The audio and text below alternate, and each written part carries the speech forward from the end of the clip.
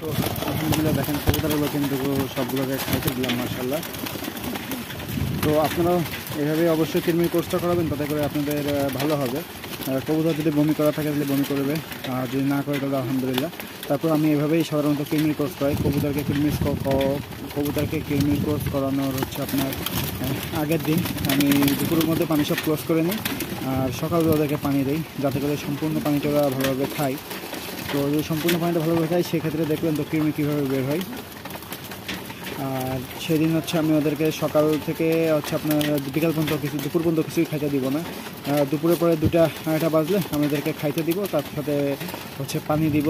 আর পানিতে অবশ্যই আপনারা চাইলে জিঙ্ক ব্যবহার করতে পারেন, বা হচ্ছে আপনার যদি ঠান্ডা থাকে সেক্ষেত্রে ক্যালসিয়াম ব্যবহার করতে পারেন, আর যদি ঠান্ডা না থাকে সেক্ষেত্রে জিঙ্ক ব্যবহার করেন, তাতে ভালো পাবেন ইনশাআল্লাহ। আর হচ্ছে আমি লেবুর যে শরবতটা ওইটা ব্যবহার করি।